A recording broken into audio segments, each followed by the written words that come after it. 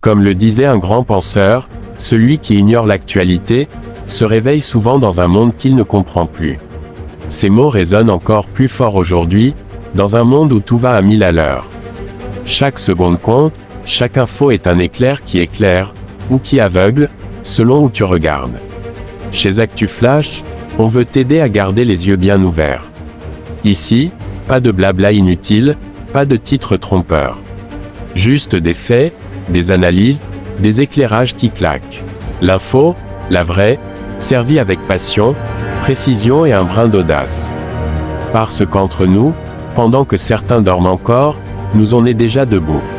Un micro dans une main, un café dans l'autre et l'envie de te balancer la vérité sans détour. Oui, ici, on ne plaisante pas avec l'actu, sauf quand on glisse une petite blague pour détendre l'atmosphère. Et tu sais quoi, si l'actualité te paraît parfois trop lourde, reste cool. Chez nous, on la décortique, on la simplifie, on la rend digeste. Parce que comprendre le monde, c'est déjà un grand pas vers le changer. Et crois-moi, ActuFlash est là pour te filer le bon tempo.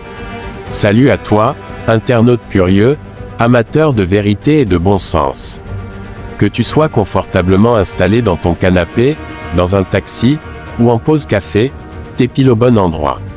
Ici, c'est ton espace, ton moment pour t'informer sans t'ennuyer.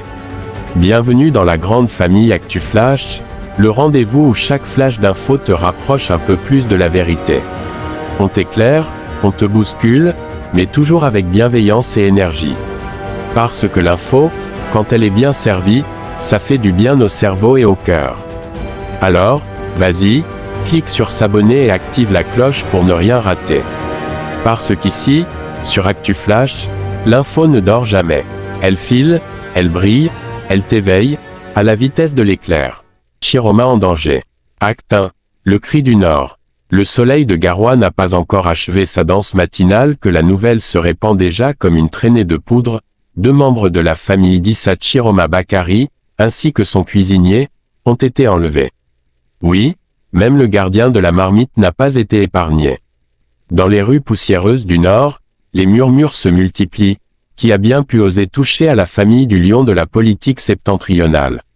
Sur sa page méta, le ton est ferme, la plume trempée dans la colère.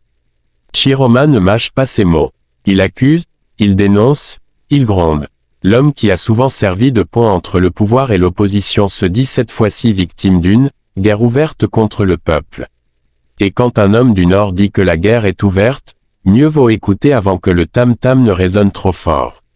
Hier, ils ont enlevé 2 membres de ma famille ici à Garoua, ainsi que mon cuisinier personnel, a-t-il déclaré.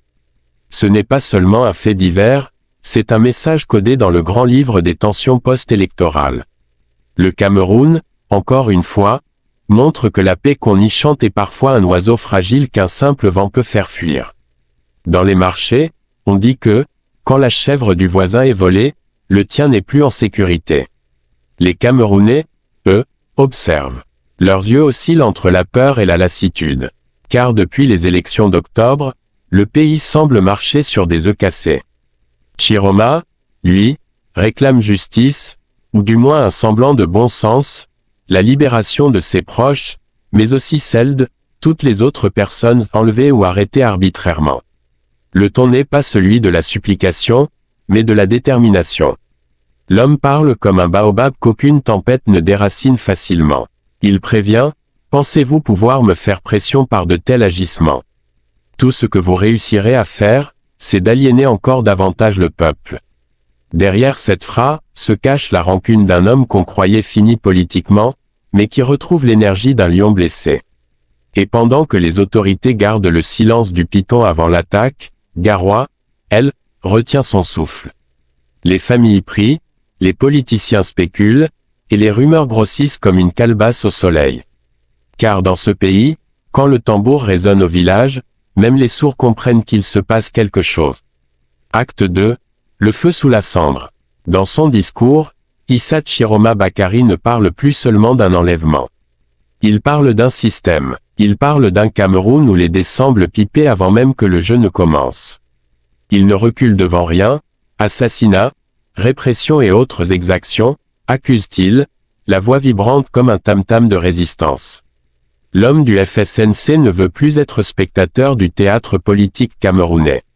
Pour lui, la pièce a trop duré et le scénario est toujours le même, le pouvoir gagne, le peuple se tait, et les opposants deviennent des ennemis publics. Son cri résonne au-delà de Garoua. Dans les quartiers populaires, on chuchote son nom comme celui d'un vieux griot revenu de l'exil. Ils ne veulent pas la paix, dit-il. Une phrase lourde de sens, car au Cameroun, la paix n'est pas qu'un mot, c'est une prière nationale. Et pourtant, les tensions post-électorales continuent de se propager. Les villes vibrent d'une colère contenue, les routes sentent la peur. Même les marchés, habituellement bruyants, résonnent d'un silence nerveux. Chiroma accuse le pouvoir en place d'user de tous les moyens pour s'accrocher, tel un singe qui refuse de lâcher la branche, même quand la tempête approche. Ils craignent les conséquences s'ils quittent le pouvoir, dit-il, avec une lucidité qui glace et amuse à la fois. Le peuple, lui, observe ce bras de fer comme un match sans arbitre. D'un côté, un président réélu avec 53,66% des voix selon le Conseil constitutionnel, de l'autre, un challenger qui continue de crier à la victoire volée. Mais au fond, la vraie question brûle les lèvres, qui dit vrai? Dans ce pays où la vérité se vend parfois au marché noir, le peuple se contente d'écouter, de rire jaune, et de murmurer, quand deux éléphants se battent, c'est l'herbe qui souffre. Et l'herbe, ici, ce sont ces familles endeuillées, ces jeunes désabusés, ces cuisiniers qu'on enlève comme des symboles. Le pays marche, oui, mais sur un fil de rasoir. Pendant ce temps, Chiroma se dresse.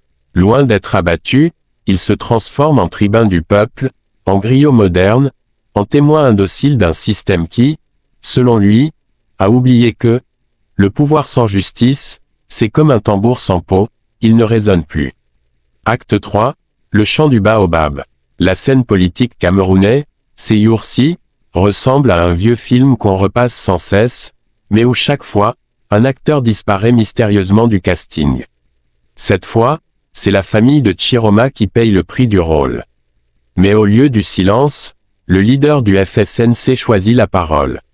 Et sa parole, même tremblante, fait écho. Il exige la libération immédiate des siens et de tous les autres prisonniers des tensions post-électorales. Pour lui, on ne peut pas museler tout un peuple avec la peur. Les réactions fuient. Dans les réseaux sociaux, certains saluent son courage, d'autres ironisent sur son passé d'homme du pouvoir devenu opposant. Mais au village, les sages disent, quand le léopard change de forêt, il ne perd pas ses taches. Chiroma, fidèle à lui-même, reste un homme de conviction, quitte à rugir dans le désert. À Garoua, la peur reste palpable. Les rues semblent calmes, mais les regards sont lourds. Le silence en dit plus long que 1000 discours. Le Cameroun, une fois encore, se retrouve suspendu entre la paix fragile et la tempête politique. Et pourtant, l'humour africain ne meurt jamais, même dans la tourmente. On a enlevé le cuisinier. Alors qui va préparer la paix, plaisantent certains internautes. Mais derrière la blague, se cache une profonde tristesse. Car le pays a faim, pas seulement de nourriture, mais de vérité, de justice, de dignité. Et Chiroma, malgré ses blessures, tente encore de la servir chaude sur la table du débat national. Au soir du 31 octobre, il conclut sa déclaration comme un vieux griot fatigué mais debout, « Vous pouvez emprisonner des hommes, mais pas leurs idées. » Une phrase qui résonne comme un proverbe du Sahel. Dans les ruelles, un vieil homme murmure, « Quand le coq chante à minuit, c'est qu'il a vu la lumière avant les autres. » Peut-être que Chiroma, en criant, cherche à réveiller un peuple endormi sous le poids des promesses. Le Cameroun retient son souffle. Le baobab du Nord refuse de plier. Et dans le ciel lourd de Garoua, un adage semble flotter comme une prière, la vérité peut dormir, mais elle ne meurt jamais. Conclusion, quand le tam-tam du peuple résonne, le Cameroun vit, une fois de plus, un de ces moments où le silence des puissants en dit plus long que 1000 communiqués. Dans la poussière brûlante de Garoua, les cris d'Issa Chiroma Bakary ne sont pas seulement ceux d'un homme blessé, mais ceux d'un peuple qui cherche à comprendre pourquoi la démocratie semble toujours danser au rythme d'un seul tambour. Ce n'est pas la première fois que les tensions post-électorales laissent derrière elles des cicatrices. Mais cette fois, le vent semble plus fort, plus amer. Car toucher à la famille d'un homme politique, c'est aussi envoyer un message à tous ceux qui osent parler. Et dans ce pays où le courage est devenu une denrée rare, chaque voix qui s'élève mérite d'être écoutée, même si elle dérange. Chiroma a crié, non pas seulement pour lui, mais pour tous ceux que l'histoire a bâillonnés. Sa colère est celle d'un homme qui sait que le mensonge peut courir 1000 ans, mais la vérité le rattrape un matin. Le Cameroun, lui, regarde, écoute, espère encore que la justice ne soit pas un mirage au bout du désert politique. Et pendant que les tambours du pouvoir battent toujours le même rythme, le peuple, lui, apprend à battre le sien. Un rythme plus sincère, plus humain, plus libre. Car au bout du compte, quand le tam-tam du peuple résonne, même le roi retire ses sandales pour écouter. Garoua, ce soir, ne dors pas. Le baobab veille, et le Cameroun, suspendu entre ombre et lumière, attend toujours ce jour où la politique cessera d'être un champ de bataille pour redevenir ce qu'elle aurait dû être depuis toujours, le marché où l'on vend la vérité au prix juste.